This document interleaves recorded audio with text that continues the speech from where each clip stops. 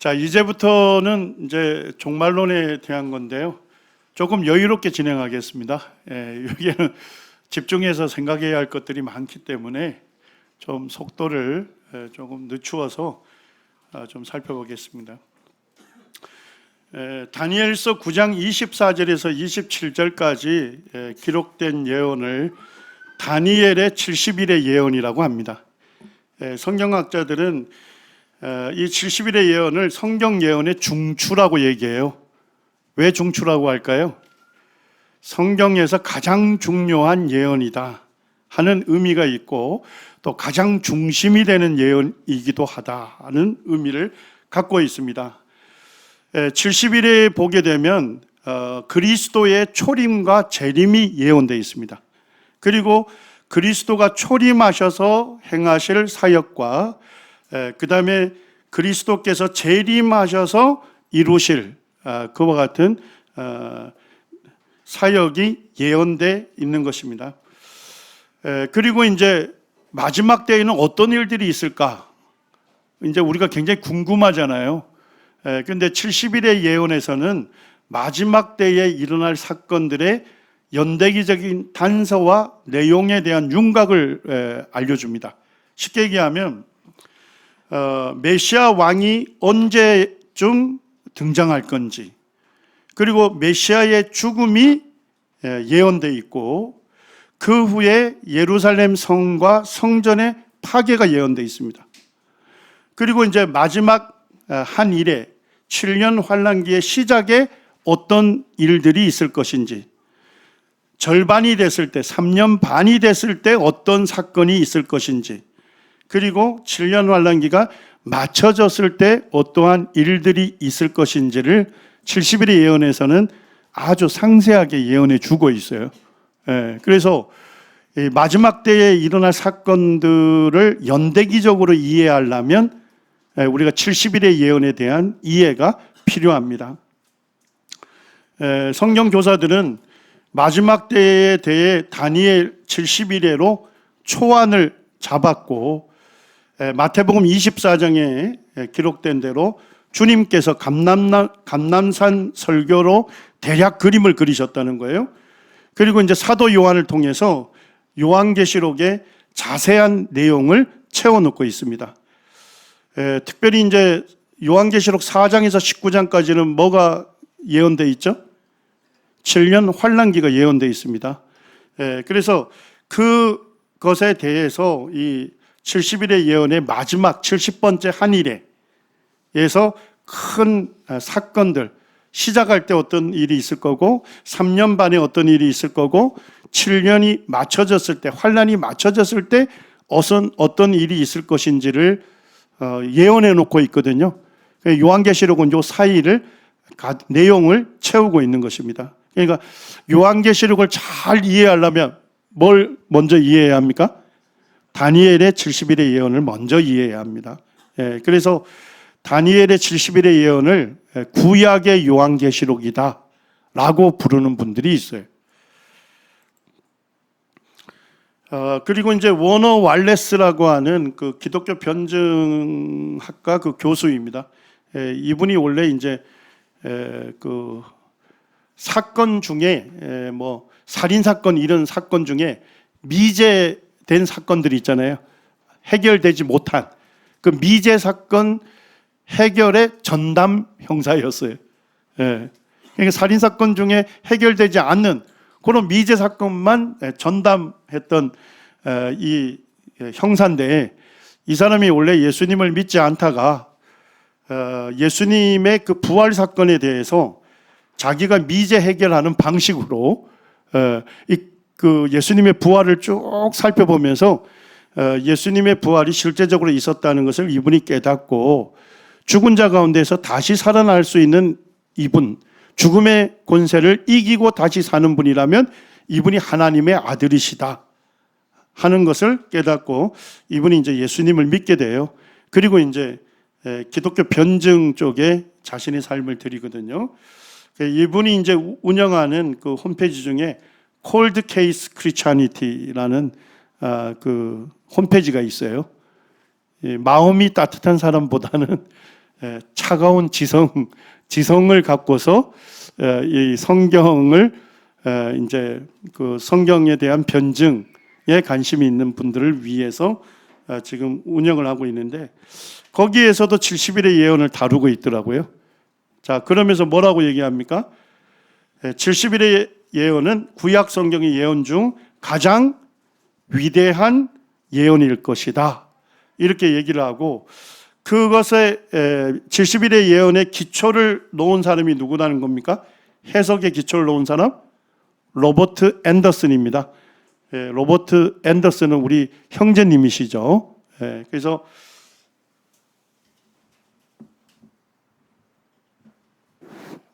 형제님은 그 런던 경시청장까지 지내신 분인데 이 형제님이 이제 장차 올 왕이라는 주제로 다니엘 70일의 예언 연구서를 썼어요.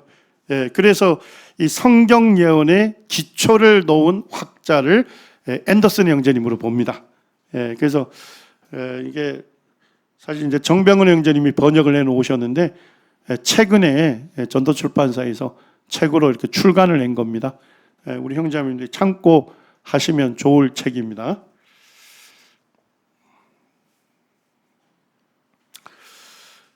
제가 이제 고등학생 때 구원받고서 교회가 이제 엠마우 성경학교 교재로 공부를 했어요.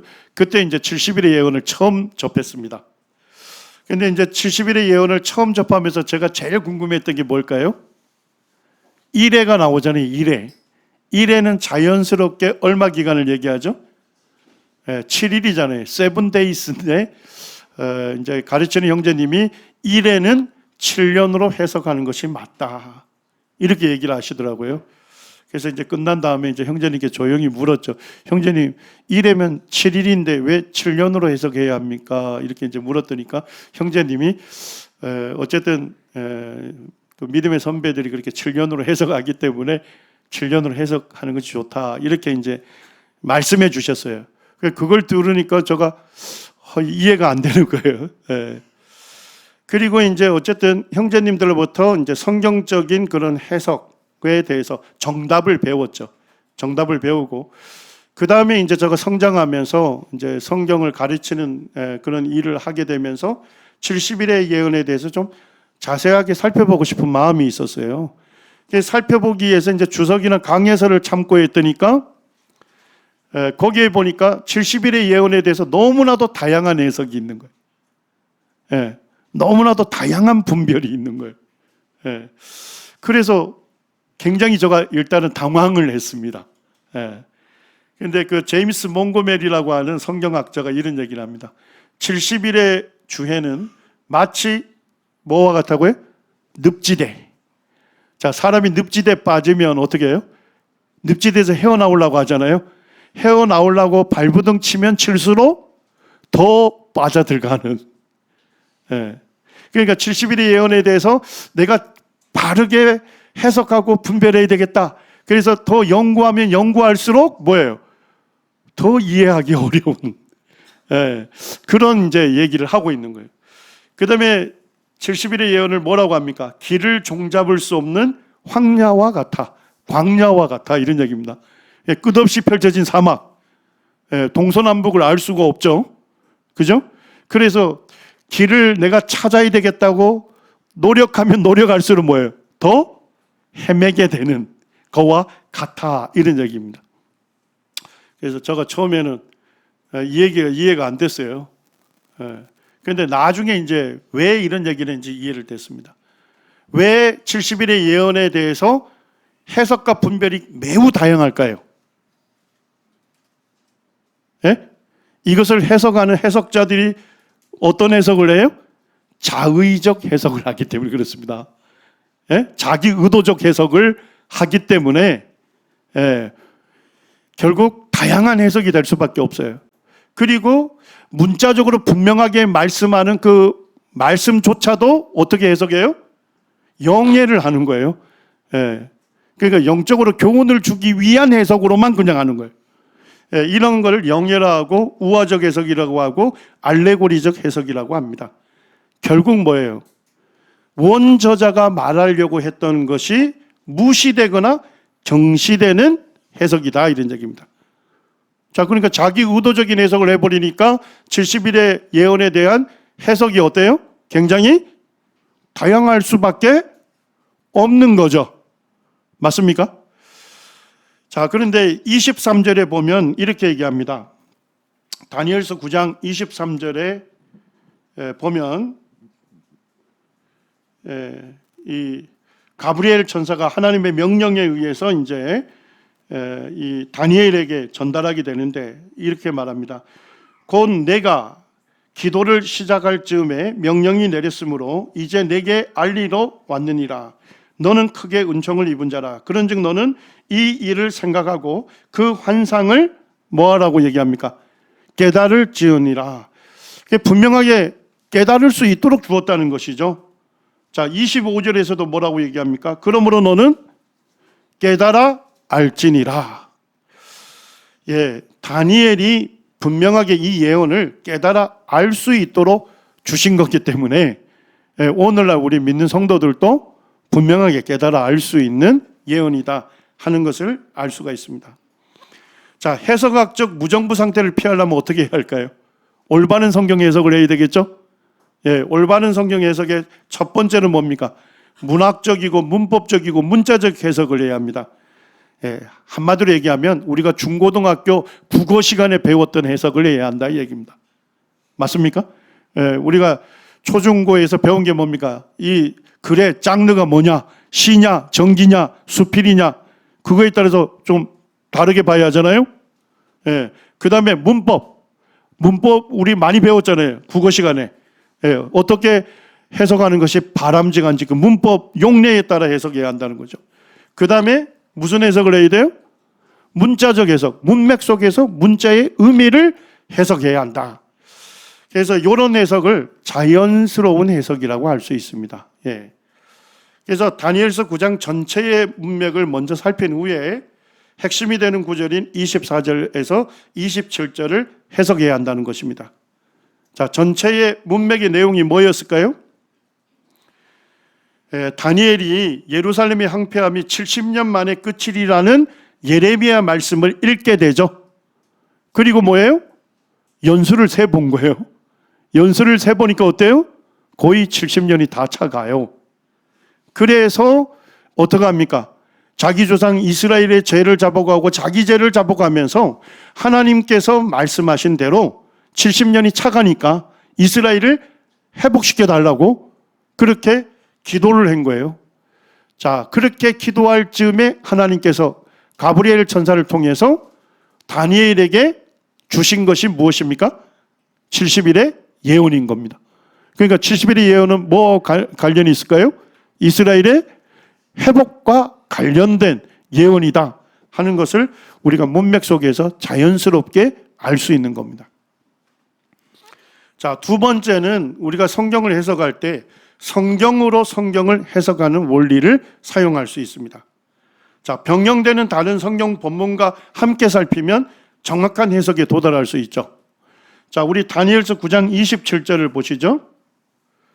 자, 거기에 보면 마지막 70번째 한 일회가 예언되어 있죠.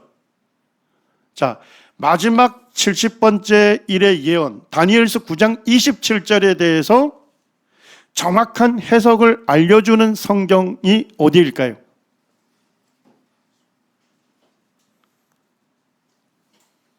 다니엘 9장 27절 예언을 해석해주고 있는 성경이 있습니다. 신약 성경 중에. 예? 마태복음 24장입니다. 예, 누가 해석해 주죠? 주님께서 해석해 줍니다.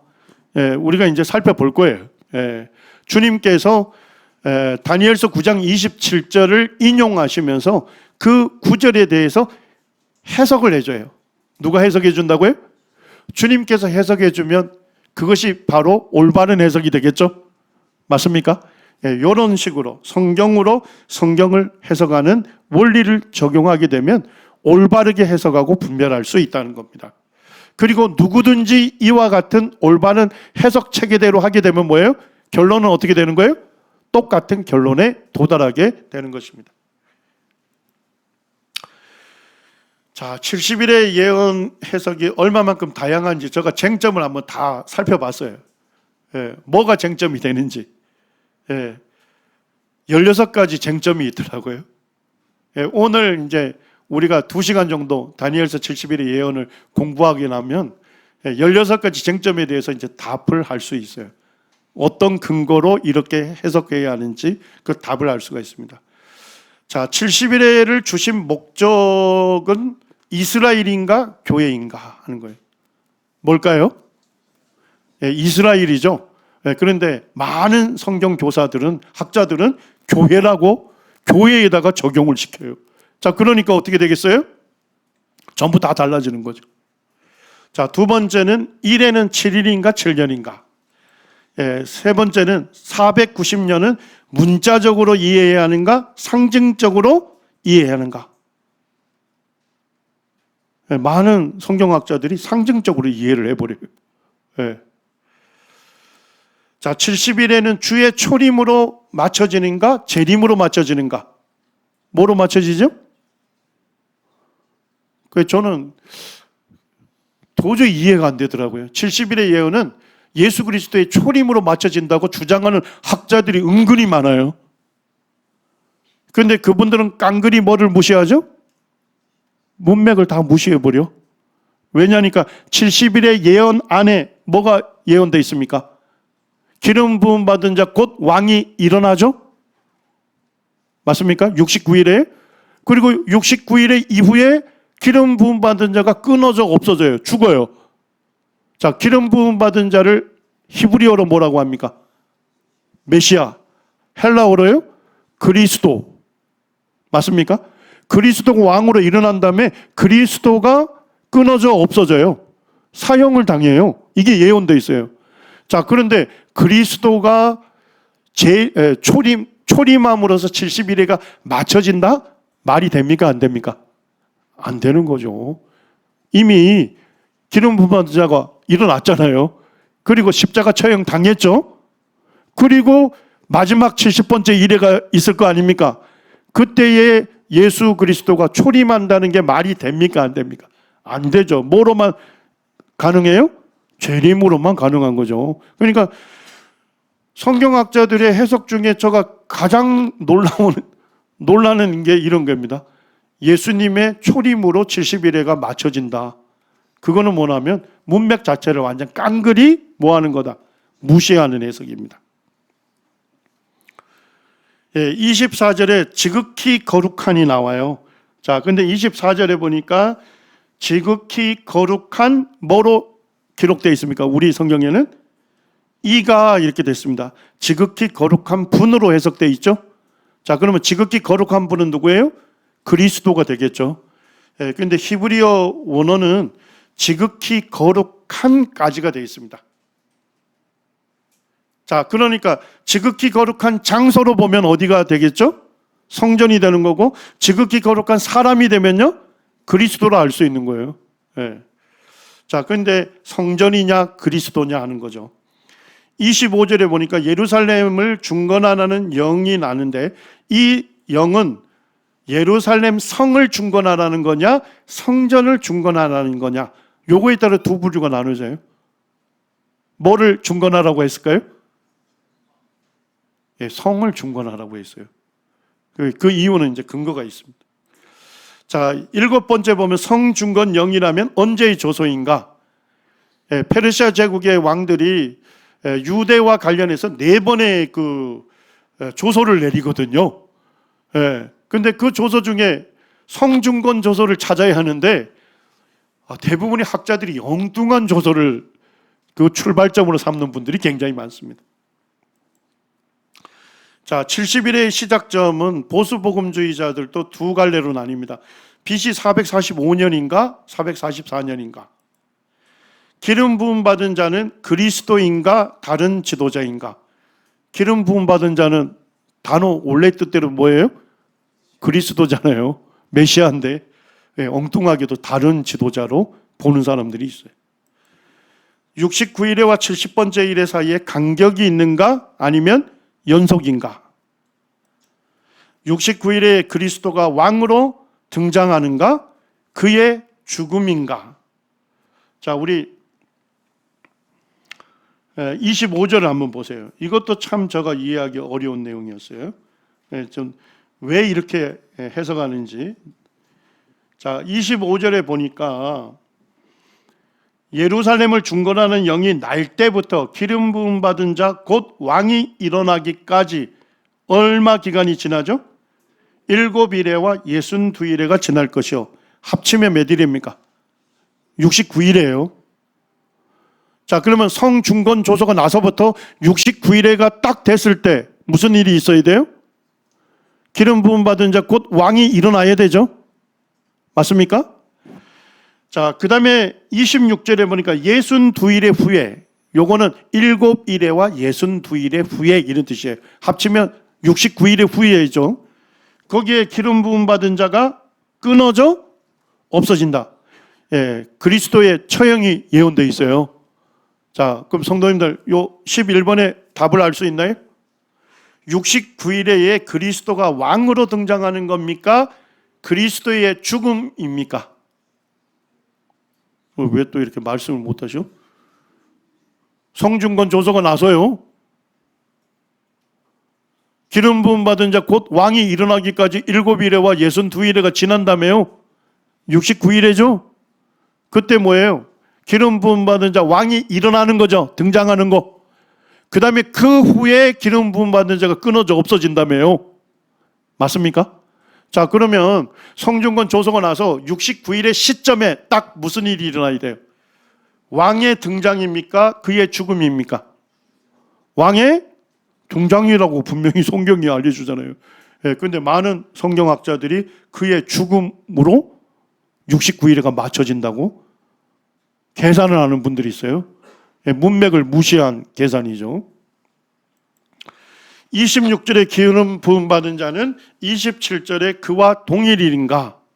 동일이니까요. 26절에 장차 올 왕은 누구인가? 26절에 그의 마지막은 성읍인가? 장차 올 왕의 백성인가? 27절에 언약을 맺는 그는 그리스도인가? 적그리스도인가? 27절에 제사와 예물의 금지는 긍정인가? 부정적인 사건인가? 제가 쟁점을 쭉 살펴보니까 16가지 쟁점이 있습니다. 그러니까 이 쟁점에 따라서 올바른 성경 해석으로 해석하지 않으면 뭐예요? 다 달라지게 되는 거죠. 저는 이제 오늘날 이제 보면 그 종말에 대해서 굉장히 다양한 견해가 있어요. 마지막 때에 대해서 다양한 견해 있습니다. 뭐 우리가 쉽게 얘기하면 천년 왕국에 대해서도 전천년 왕국 믿음을 갖고 있는 사람이 있는가 하면 그 다음에 뭐예요? 후천년 설을 믿는 사람이 있고 무천년 설을 믿는 사람들이 있잖아요. 그죠? 종말에 대한 다양한 견해들이 있어요. 성경은 환난 전에 성도들이 휴거될 것을 가르치죠. 그런데 환난 중간에 휴거된다는 사람도 있고 환난을 통과해서 환난 후에 휴거된다는 사람들도 있어요. 그러니까 오늘날 이제 성경학자들이 우리에게 은근히 무엇을 강조하느냐? 마지막 때에 관한 일, 종말론에 대해서는 다양한 견해가 있기 때문에 뭐 하면 안 된다? 너의 해석과 분별만을 유일한 해석과 분별로 여겨서는 안 된다. 다른 사람의 해석과 분별도 뭐 해줘야 한다? 존중해줘야 한다. 이런 은근한 압박을 해요. 이 간용주의 시대에. 그러다 보니까 뭐예요? 다양한 해석, 다양한 분별을 존중해줘? 그러니까 무슨 생각을 하게 되죠? 종말에 대해서 이건 종말 마지막 때에 관한 일은 중요하지 않다는 인식까지 갖게 되는 겁니다. 저는 우리가 다시 한번 생각해 보아야 할 부분이 있습니다. 성경 기록 분량 중에서 종말에 대한 예언이 기록된 분량이 어느 정도 됩니까? 25%가 돼요. 그리고 마지막 때 성도들의 소망과 삶에 대해서 성경 기록이 50%를 할애하고 있습니다. 왜 이렇게 할까요? 중요하니까요. 그러니까 그래서 하나님께서 원하는 것은 종말에 관해서, 마지막 때에 관한 일에 대해서 하나님의 경륜을 밝히 깨달아 알기를 원하는 거예요. 그래서 종말과 주의 재림에 대해서 입체적이고 분명한 이해를 갖기를 원하십니다. 자, 세상 사람들이나 교회 다니는 분들 중에 종말에 대해서 오해하는 분들이 있어요. 종말하면 뭐예요? 이 지구와 이 땅과 지금 있는 하늘, 이 지구와 우주는 완전히 사라지고 끝난다 하는 이런 인식을 갖고 있잖아요. 근데 성경에서 말하는 종말은 뭡니까? 우리의 주님이신 예수 그리스도가 우리 믿는 성도들과 함께 영원히 사는 거예요. 역사의 폐기가 아니고 뭡니까? 역사의 완성이에요. 이것이 우리 성도들에게 뭐가 되는 거예요? 소망이 되는 겁니다. 그래서 종말에 대한 성경 연구를 회피한다면 하나님의 경륜의 많은 부분을 우리가 놓치게 되고 성도들의 소망인 예수 그리스도의 재림, 곧 오실 예수 그리스도에 대한 소망을 잊고 살게 되는 것이죠. 자, 이제 다니엘서 9장 1절에서 3절을 보게 되면 이 70일의 예언이 주어진 배경이 나옵니다. 바벨론을 정복한 왕이 누구죠? 우리 성경과 세계사 열심히 했는데요. 바벨론 성을 정복한 왕이 누구죠? 메데 페르시아 제국의 고레스 왕입니다. 그리고 고레스가 바벨론을 정복했을 때를 역사적으로 그때부터 메데 페르시아 제국이라고 부릅니다. 원년이 됩니다. 그때 이제 바벨론 성을 정복하고 고레스가 메데 족속, 메데 출신의 다리오라는 사람에게 갈대아 나라 왕으로 세웁니다. 자, 갈대아는 어디를 얘기할까요? 바벨론을 얘기합니다. 그래서 바벨론의 통치자로 세웠습니다. 그리고 이제 고레스는 나머지 이제 정복 전쟁을 나선 것이죠. 그때의 첫 해라고 밝히고 있습니다.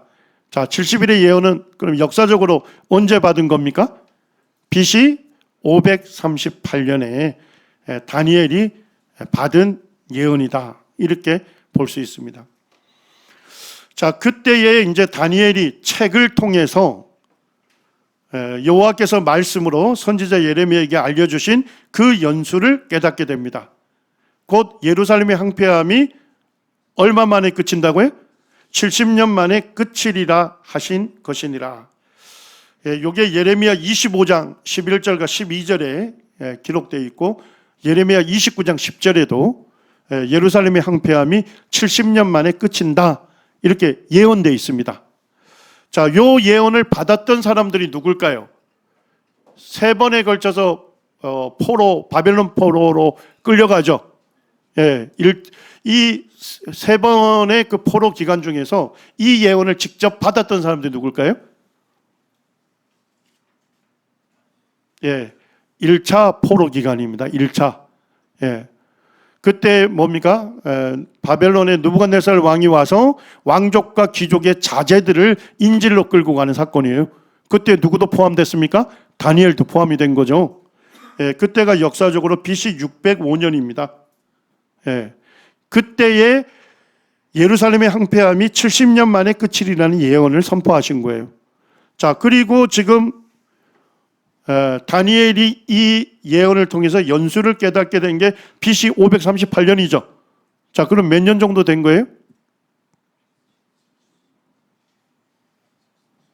67년 정도 된 거죠. 맞습니까? 그러니까 거의 몇 년이 가까워요? 70년이 가까우니까 이제 그 다니엘이 주 하나님께 기도하며 간구하기를 결심합니다. 그래서 자기 조상들의 이스라엘의 죄를 자복하고 자기의 죄를 자복하면서 하나님께서 약속하신 대로 이제 70년이 됐을 때 이제 포로로 끌려왔던 이스라엘 백성들이 이스라엘 땅으로 돌아가게 해달라고 하는 기도를 드릴 때입니다. 그럴 때 하나님 누굴 통해서 70일의 예언을 전해줍니까? 가브리엘을 통해서 전해준 겁니다. 요게 이제 수산에 있는 다니엘의 가묘입니다. 현재 이제 수사는 이란의 수시라고 하는 그런 도시에 있습니다. 자, 이제 우리가 좀 70일의 예언의 개요를 보게 되면, 자, 24절을 한번 보세요. 내 백성과 내 거룩한 성을 위하여 얼마 기간으로 정합니까? 70일을 기한으로 정하였나니. 자, 70일의 기한이 됐을 때 어떤 일이 이루어진대요? 허물이 그치며 죄가 끝나며 죄악이 용서되며 영원한 의가 드러나며 환상과 예언이 응하며 또 지극히 거룩한 이가 기름 부음을 받으리라, 이렇게 되어 있습니다. 자, 24절은 결국 뭡니까? 70일의 종합 일정을 말해주고 있습니다.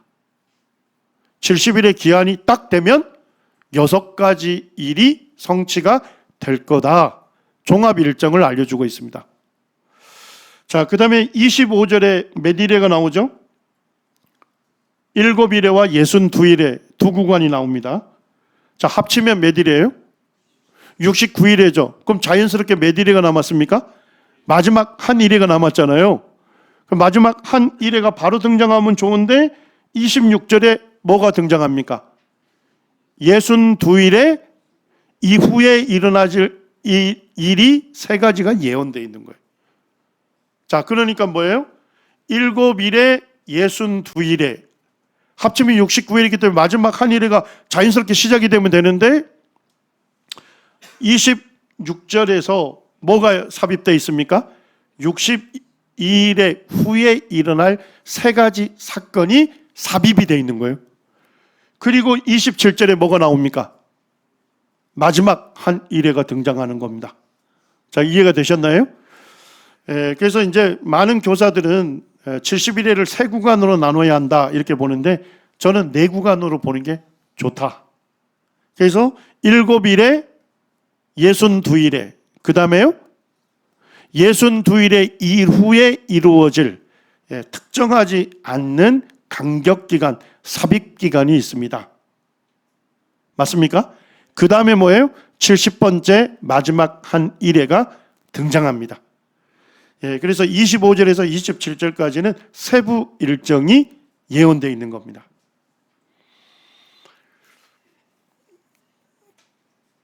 자, 그 다음에 이제 이 성경 예언의 해석에서 제일 중요한 게 뭐냐면 70일의 예언의 성취 대상이 누구냐는 거예요. 자, 24절에 보니까 누구라고 얘기합니까? 70일의 기한을 정한 목적이 뭐죠? 누굴 위해서요? 내 백성과 내 거룩한 성을 위하여 70일회로 기한을 정한 겁니다. 자, 그러면 이때 가브리엘 천사로부터 지금 이 말씀을 받는 수신하는 사람이 누구예요? 다니엘이죠. 맞습니까? 자, 그러면 대상이 누굽니까? 다니엘의 백성이라면 누가 되겠습니까? 이스라엘이 되는 거죠. 그런데 충격적이게도 많은 성경학자들이 다니엘의 백성이라고 성경은 못 받고 있는데 어디에다 적용할까요? 교회로 잘못 해석을 하는 겁니다. 자, 그런데 20절을 잘 보시면 다니엘이 자기 백성이 누군지 못 받고 있어요. 자, 20절에 보니까 내가 이같이 말하여 기도하며 나의 죄와 나의 백성, 누굴 얘기합니까? 이스라엘이라고 분명히 못 받고 있습니다. 조금 답답하죠? 성경은 분명하게 다니엘 백성, 이스라엘이다 이렇게 얘기하고 다니엘조차도 나의 백성 이스라엘이다. 그러면 제11의 전체는 누구에게 성취되는 거예요? 이스라엘에게 성취돼야 맞는 거죠. 이게 자연스러운 문맥적 해석입니다. 문자적 해석이고요.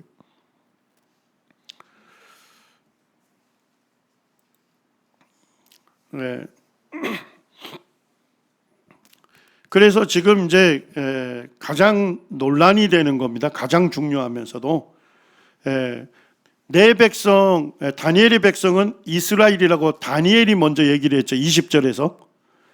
그리고 24절에서는 내 거룩한 성, 다니엘이 거룩하게 여기는 성은 어딜까요? 도시 예루살렘이 되겠죠. 예, 성경은 분명히 얘기하고 있는데, 이스라엘이라는 단어를 민족으로서 이스라엘 이외에 다른 대상을 가리키는 경우가 신약에서 나올까요?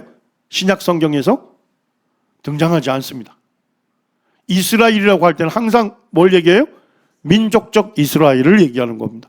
다른 대상에게 적용하는 사례는 없습니다. 그리고 이제 역사적으로는 언제 처음에 등장했냐면 AD 160년에 저스틴이라고 하는 기독교 변증가가 있습니다. 그 변증가가 쓴 책에서 뭐예요? 거기에서 이스라엘이라고 기록이 되어 있는 이 성경 구절을 어디에다 적용합니까? 참 이스라엘, 영적 이스라엘인데 이거는 누구다? 교회라고 해석을 합니다. 처음으로. 뭔지 이해되시나요? 신약 성경 어디에도 이스라엘이라 나올 때 교회로 적용한 사례가 전혀 없습니다. 역사적으로는 이 저스틴에 의해서 처음으로 구약 성경에 기록되어 있는 모든 이스라엘을 어디에다 적용해 버린 거예요? 영적 이스라엘이라고 하고 참 이스라엘이라고 말하면서 누구에게 적용해요? 교회에게 적용하게 된 거예요. 그래서 이스라엘을 교회로 대체시키는 일이 벌어진 겁니다. 그런 신학자들을 뭐라고 해요? 대체 신학자라고 얘기를 합니다. 대체 신학자들의 대부분은 언약주의자들입니다. 대체 신학은 뭐예요? 성경을 잘못 해석을 하고 있는 것입니다. 그래서 대체 신학자들은 70일의 예언의 대상이 민족적 이스라엘이 확실한데도 뭐로 대체해요? 교회로 대체해서 교회에다가 성취를 시킵니다. 예루살렘을 뭐로 해석합니까? 하늘의 도성으로, 실제 예루살렘 성을 얘기하는 게 아니라 하늘 도성으로 확대하려는 시도를 해온 것입니다. 이 휘튼 대학의 그 쿨버라는 교수님이 이렇게 쓰고 있습니다. 후천년설과 무천년설 주석가들은 이 사실을 오랫도록 그리고 꾸준하게 살펴보아야 한다. 이 예언은 다니엘의 백성과 다니엘의 성에 대한 예언이다. 오리겐의 어떤 영예의 연금술도 그것을 뭐 할 수는 없다고요? 바꿀 수는 없다. 이 오리겐이라고 하는 사람, 오리게누스라고 하는 사람인데 이집트의 그 알렉산드리아 출신입니다. 이 사람들에게서 뭐가 나타났을까요? 문자적 해석을 버리고 영예를 하게 된 거예요. 이 사람들이. 그래서 오리겐의 어떤 영예의 연금술로도 이것을 바꿀 수는 없다. 이렇게 못 받고 있는 겁니다. 토마스 아이스라고 하는 리버티 대학의 교수도 이렇게 얘기합니다. 하나님은 누구를 위해 이 예언적 운명의 시기를 계시하셨는가? 본문은 그것들이 내 백성과 내 거룩한 성을 위하여 정해졌다고 말한다. 이것은 너무나도 명백한 진술이지만 너무 많은 해석자들이 이 구절에서 언급되지 않는 대상에게 어색하게 적용하려는 시도를 한다. 자, 언급되지 않는 대상은 뭘 얘기할까요? 교회로 대체하려고 한다 이 얘기입니다. BC 6세기에 다니엘이 이 예언을 기록할 때 다니엘의 백성과 내 거룩한 성은 무엇을 말하는가? 그것은 오직 이스라엘을 다니엘 백성으로, 예루살렘을 뭐로요? 다니엘의 거룩한 성으로 언급할 수 있다. 그러니까 오늘날 이스라엘을 교회로 대체하는 이 대체 신학 자체가 뭡니까? 결국은 잘못된 성경 해석을 하고 있다 하는 것을 우리가 알 수가 있는 겁니다. 자, 다시 한번 정리해 보겠습니다. 70일의 성취 대상은 이스라엘입니까? 교회입니까? 이스라엘이 확실하다 하는 거죠. 자, 두 번째 결론 내릴 거는요. 70일의 기간이 맞춰질 때 성취되는 게 뭘까요? 이 24절 후반절에 6가지를 얘기하고 있잖아요. 자, 그런데 이 6가지가 누구에게서 성취될까요? 이스라엘에게 성취되는 겁니다. 이스라엘의 허물이 끝이며 이스라엘의 죄가 끝나며 이스라엘의 죄악이 용서받게 되는 겁니다. 70일이가 맞춰질 때. 그리고 이스라엘의 영원한 의가 드러나고 이스라엘과 관련된 환상과 예언이 성취되며 지극히 거룩한 이 이렇게 되어 있는데 조금 이따 우리가 살펴보겠습니다만 지극히 거룩한 장소로 보는 것이 맞아요. 자, 그러면 뭐가 될까요? 성전이 기름 부음을 받을 것이다. 이렇게 예언되어 있는 것입니다. 자, 70일에가 맞춰질 때 메시아가 초림으로 맞춰질까요? 메시아의 재림으로 맞춰질까요? 초림이 절대 될 수 없죠. 맞습니까? 70일의 기간에 성취될 내용에 뭐가 나와요? 메시아가 왕으로 일어나고 메시아가 그 후에 끊어져 없어지잖아요. 죽음이 예언되어 있죠. 자, 그런데 메시아가 첫 번째로 이 땅에 옴으로써 70일에가 맞춰진다? 그렇게 해석할 수 있어요, 없어요? 불가능한 겁니다. 70일의 예언은 무엇으로 맞춰집니까? 예수님의 재림으로 맞춰지게 되는 겁니다. 예, 이 세 가지를 우리가 바르게 결정한다면 70일의 예언 해석의 가장 중요한 기초를 우리가 이미 놓은 거예요. 자, 그 다음에 이제 6가지 성취되는 것 중에 우리 성경에서는 지극히 거룩한 이가 기름을 받을 것이다. 기름 부음을 받을 것이다. 이렇게 예언되어 있습니다. 자, 그러면 지극히 거룩한 분은 누구예요? 그리스도로 해석을 한 거예요. 그런데 히브리어에서는 코데시 카다심이라는 단어입니다. 지극히 거룩한까지가 되어 있는 거예요. 그래서 이제 NIV 성경에서는 이렇게 얘기합니다. 지극히 거룩한 존재로 해석할 수도 있고 지극히 거룩한 장소로 해석할 수도 있다. 이렇게 간주에다 달아놨어요. 자, 그런데 성경학자들은 이렇게 얘기합니다. 간사 없이 사용될 때는 항상 뭘 의미한다고요? 성전을 의미한다. 그러므로 이 구절은 문법의 용례로 볼 때 미래의 성전으로 볼 수 있다. 이렇게 봅니다. 그리고 이제 보수 복음주의자들의 가장 이제 학문적인 주석을 WBC로 보고 있거든요. WBC라는 주석을 보는데 거기에 이제 다니엘서를 쓴 존 골딩게이라고 하는 분이 있는데 이분도 이 구절을 해석하며 주의하면서 이렇게 얘기합니다. 절대로 뭐일 수 없다. 메시아일 수 없다. 지극히 거룩한 이로 해석해서는 안 된다는 겁니다. 자, 뭐로만 해석해야 한다고요? 성전으로 해석하는 것이 문법 용례에서 맞다. 이렇게 학자들이 얘기합니다. 많은 학자들이 동의하고 있고 또 하나는 뭡니까? 이 마지막 때에 대해서 얘기하는 에스겔서가 나오죠. 거기에서도 보면 이 에스겔서의 마지막 때에 보면 천년 왕국을 예언하고 있어요. 자, 근데 천년왕국에 뭐에 대해서 예언하고 있을까요? 성전의 설계도를 주셔요. 그리고 그 성전의 설계도에 따라 성전이 지어져요. 자, 그러면 성전을 떠났던 여호와의 영광이 어떻게 될까요? 돌아와서 성전의 여호와의 영광이 충만하더라.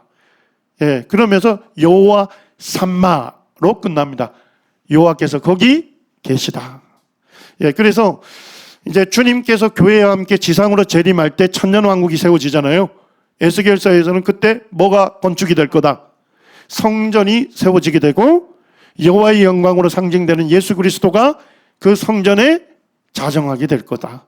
교회와 함께 전 세계를 통치하게 되는 그 놀라운 비전을 예언해 놓고 있거든요. 그래서 에스겔서와 함께 보게 될 때 결국 예수님께서 재림하실 때 지극히 거룩한 장소 성전이 기름 부음을 받아서 하나님께 봉헌되게 될 겁니다. 그곳에 누가 자정하셔요? 예수 그리스도께서 오셔서 자정하시고 전 세계를 통치하게 될 것입니다. 자, 그러면 70일에가 맞춰질 때 크게 성취되는 6가지를 정리가 쭉 되십니까? 전반부 3가지는 뭡니까? 부정적인 것을 제거해 주시죠. 불신 이스라엘이 예수 그리스도가 오실 때요 회개하고 예수 그리스도를 믿는 영적으로 회복되는 역사가 일어날 거다는 겁니다. 그리고 후반부에는 긍정적인 세 가지가 도래하게 되죠. 맞습니까? 예수님께서 재림하실 때 영원한 의가 드러날 것이고 이스라엘과 관련된 환상과 예언이 다 성취가 될 것입니다. 그리고 지극히 거룩한 장소인 성전이 기름 부음을 받을 것입니다. 하나님께 봉헌이 되고 그곳에 메시아가 임해서 메시아 왕국을 건설하고 통치할 것입니다. 예, 이제 중요한 것들을 우리가 기초를 나왔기 때문에 오늘 70일의 예언 맞춰질 때 이 복잡한 것들을 다 우리가 이해할 수 있어야 합니다. 자, 이제 차근차근 가시죠. 70일의 예언인데 1회를 얼마 기간으로 해석을 합니까? 우리가 볼 땐 자연스럽게 보면 7days인데 7일인데 7년으로 해석하는 게 타당하다 이렇게 얘기합니다. 근데 제가 뒤져보니까 보수적인 학자들도 동의할 뿐만 아니라 자유비평적인 학자들도 1회는 7년으로 해석하는 게 맞다 이렇게 얘기를 합니다. 자, 그러면 그것에 대한 뭐가 있어야 돼요? 근거가 있어야 할 거 아닙니까? 첫째는 뭐냐면 71회라고 할 때 이 1회라는 단어가 샤부아입니다. 히브리어로. 샤부아는 7일을 뜻하는 게 아니에요. 7일이 되려면 샤부임 야밈이 돼야 돼요. 날짜 데이스를 의미하는 야밈이 붙어야 돼요. 자, 그런데 히브리어에서는 샤부임 야밈이 아니라 뭐만 나온다고요? 샤부아 이렇게만 나오는 거예요. 그럼 샤부아는 무슨 뜻일까요? 7이라는 뜻입니다. 또는 7으로 된 기간이나 단위를 얘기합니다. 자, 그러면 샤부아가 7이라는 뜻이잖아요. 자, 7일인지 7년인지 어떻게 결정할 수 있을까요? 문맥을 통해서 결정을 할 수 있는 거죠. 자, 만약에 7일이라고 하면 70일에는 얼마 기간이죠? 7일로 된 게 70번이 있다 이런 얘기잖아요. 77에 49니까 490일이 되겠죠. 자, 1회가 7년이면요 490년이 되겠죠. 자, 첫 번째는 71회 기간에 언급된 예언의 내용으로 볼 때 490일 안에 이루어질 수가 없습니다. 자, 우리가 이제 역사적으로 이미 성취된 것만 한번 보시죠. 기름 부음 받은 자가 끊어져 없어질 것이다. 이 예언대로 기름 부음 받은 자 그리스도가 십자가형을 당했습니다. 언제 당했죠? AD 33년에 십자가형을 당했습니다. 자, 그 후에 뭐가 예언되어 있습니까? 장래 한 왕의 백성이 와서 그 성읍 예루살렘과 성소, 성전을 뭐 한다고요? 무너뜨린다, 파괴할 것을 예언했습니다. 이 예언한 대로 언제 파괴됐습니까? AD 70년에 파괴됐습니다. 자, 요것만 따져도 뭐예요? 490일로는 안 되겠죠? 맞습니까? 예, 그 다음에 이제 70일의 시작이 뭐였죠? 예루살렘 성을 중건하는 조소가 났어요. 자, 그 조소에 의해서 곤란한 동안에 뭐예요? 거리와 강장을 갖춘 완전한 성으로 건축이 됐어요. 근데 시간이 지났다가 또 누가 오죠? 조금 전에 읽었던 한 왕의 백성 타이터스가 와서 그 성읍을 파괴하죠. 맞나요? 성을 중건하는 조소가 나서 그 조소에 의해서 거리와 강장을 갖춘 완벽한 예루살렘 성으로 재건이 됐다가 한참 있다가 또 한 백성이 와서 그것을 파괴해요. 자, 이런 기간을 따져보면 490일로는 너무 짧죠. 예. 1회를 뭐로 해석하는 게 맞다? 7년으로 보면 가능합니다. 자, 두 번째, 다니엘서 9장 27절을 누가 해석해 주셨다고요? 예, 예수님께서 해석해 주셨습니다. 마태복음 24장 15절에 보시면 그러므로 너희가 선지자 다니엘이 말한 바 이렇게 얘기합니다. 멸망에 가증한 것이 거룩한 곳에 선 것을 보거든. 예, 지금 27절을 인용하고 있습니다. 읽는 자는 깨달으라 이렇게 얘기합니다. 자, 그러면서 21절에 이렇게 얘기합니다. 이는 그때에 뭐가 있다고요? 큰 환난이 있겠음이라. 이 의미가 뭡니까? 있을 것이다. 창세로부터 지금까지 이런 환난이 없었고 후에도 없을 것이다. 이렇게 얘기하시죠. 자, 예수님께서 이 지상에 오셔서 다니엘 9장 27절에 예언된 멸망에 가증한 것은 우상으로 보는데, 우상이 거룩한 곳 성전에 선 것을 보거든 그때부터 뭐가 있을 거래요? 역사 이래 전무후무한 큰 환난이 있을 거다. 이렇게 예언하고 계셔요. 해석해 주고 있습니다. 과거에 성취된 사건으로 말씀합니까? 미래에 이루어질 사건으로 말씀합니까? 예수님께서 보실 때도 마지막 70번째 이래가 미래에 이루어질 사건으로 말씀하고 있어요. 자, 그러니까 예수님께서 이래를 뭐로 해석하는 게 맞다는 거예요? 7년으로 해석하는 거 맞다. 주님께서 못 박아 주셨어요. 자, 그 다음에 이제 세 번째 근거는 뭐냐면, 한 이래를 7일이라고 보면, 그라고 하는 인물이 많은 사람들과 더불어 한 일에 7일의 언약을 맺는다 이렇게 되잖아요. 그리고 일회의 절반이 됐다면 얼마가 돼요? 3일 정오가 됐을 때 이제 이런 일들이 있을 거다 이렇게 되면 굉장히 어색합니다. 자, 그런데 7년으로 보면 어떤 성경과 완벽한 조화를 이룰 수 있을까요? 요한계시록입니다. 다니엘서와 요한계시록은 마지막 일회의 절반을 대환란이라고 하는데, 대환란의 기간을 알려주고 있습니다. 계시록에서는 1260일이다. 계시록에서는 42개월이다. 다니엘서하고 계시록에서는 한때, 두때, 반때, 아람어인데 3.5 기간을 얘기합니다. 그리고 다니엘서 9장 27절에서는 그 대환란의 기간을 1회의 절반으로 얘기합니다. 자, 이게 다 똑같아 이런 얘기잖아요. 1260일은 얼마 기간일까요? 3년 반입니다. 42개월은요? 3년 반입니다. 자, 그럼 한때, 두때, 반때, 3.5를 뭐로 해석할 수 있어요? 3년 반이다. 1회의 절반은요? 3년 반입니다. 그럼 한 1회는 얼마로 볼 수 있는 거예요? 7년으로 볼 수 있는 겁니다. 그래서 요한계시록과 병영에서 보게 되면 1회를 7년으로 해석하게 되면 완벽한 조화를 이루게 되는 겁니다. 자, 이것만 좀 생각하시고 좀 쉬겠습니다. 자, 27절에 마지막 한 1회에서 일어나는 일이 그라고 하는 인물이 등장을 해가지고 많은 사람들과 더불어 7년간의 평화조약을 맺습니다. 그렇게 하다가 1회의 절반이 됐을 때 하나님께 드리는 제사를 금지시켜요. 그런 일이 일어날 것을 예언했습니다.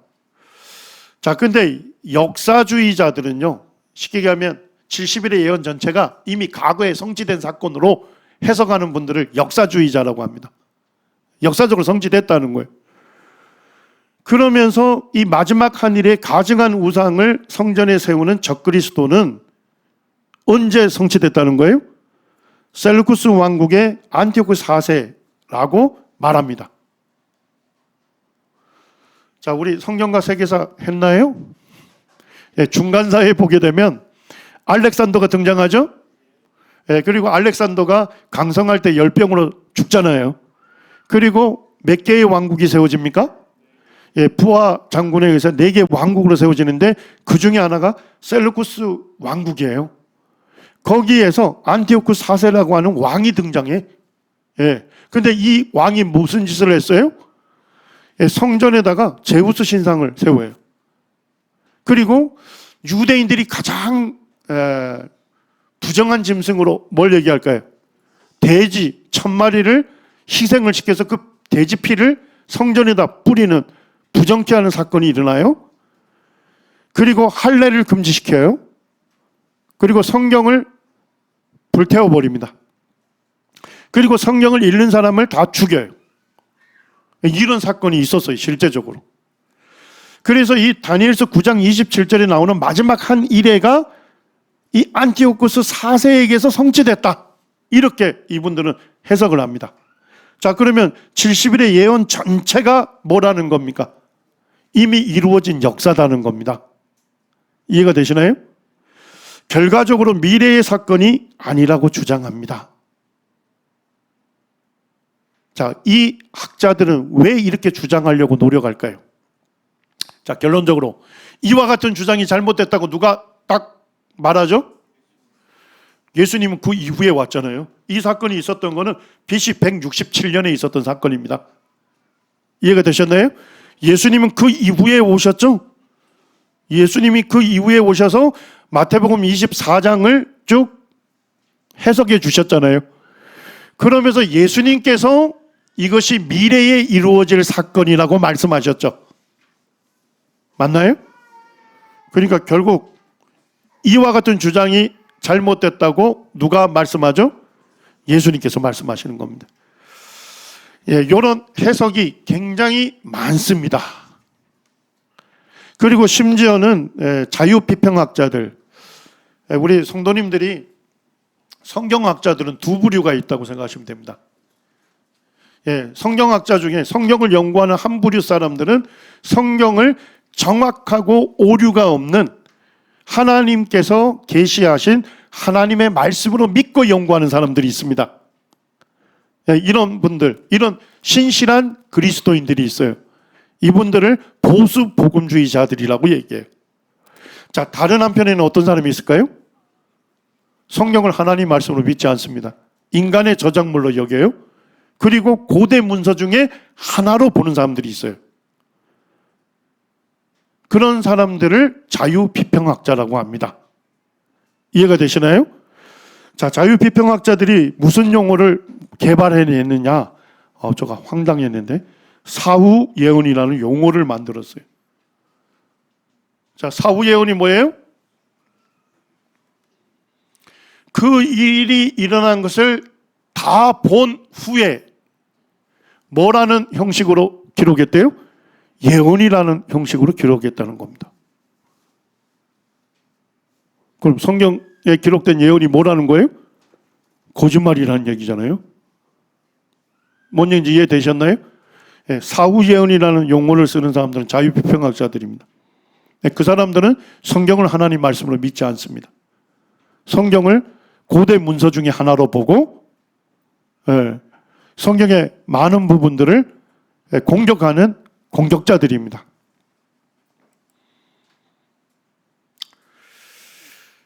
예, 지금 22분이네요.